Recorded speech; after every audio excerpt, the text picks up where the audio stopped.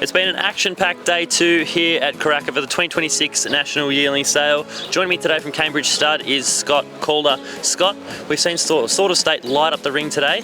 Firstly, he had a filly, lot 438, pedigree built for speed, early going 2-year-old. What did you make of her? Yeah, she was another really good type. The full brother actually made 540 last year, so it seems to be across that mare and Sort of State really suit each other. And I guess you can never guess where they're going to get to, but she was so popular and just the momentum behind Sort of State.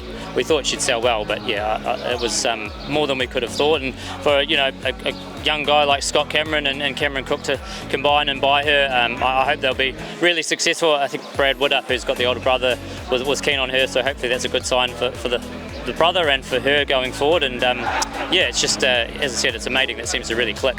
Absolutely, and that was a $475,000 result, but not long after, lot 513, a $1.1 million colt, half-brother to Cheerwolf, went the way of Will Bourne and Kieran Maher. Tell us about the colt. Yeah, he's been a bit of a hype horse for us.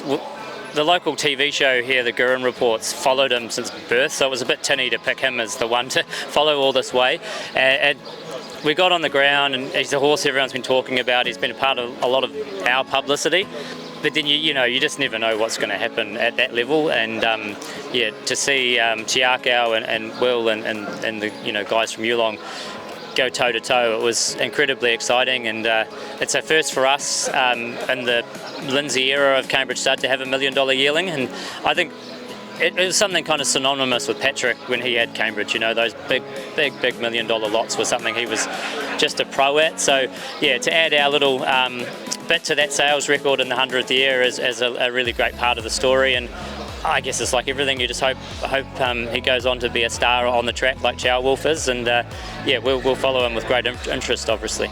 And the great part about this is, by your resident stallion, Sort of State, he's done all this off a $15,000 service fee this year, second season. This is almost unheard of in the stallion ranks. Yeah, he was a massive money spender last year, and that was part of it. There was both those, the filly and the colt, were so popular, and there's so much talk about them. But then you have to keep your feet on the ground a little bit, because they were off a $15,000 stud fee. Admittedly, they're out of very nice mares, but yeah, it's hugely rewarding for us.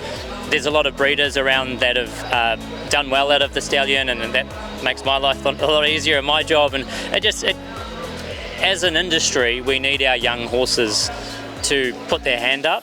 We're a country of breed to sell breeders mainly, and those young horses can really contribute a lot to keeping people in the game and keeping their businesses going. So yeah, it's nice to be able to I suppose have some success, and not just us, for everyone. So yeah, he's been a great money spinner, and I think what we've seen so far, you can see why people are so excited about him.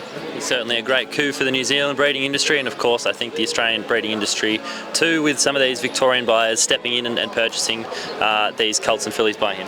Yeah, he does. He has that Australian profile, I guess, and having war woven and torture, it naturally, I think Aussie buyers gravitated to him, but he's kind of probably showing, for a New Zealand-based stallion, he can hold his own over there at the moment, and yeah, we just hope that continues for the rest of the season and on after that as well.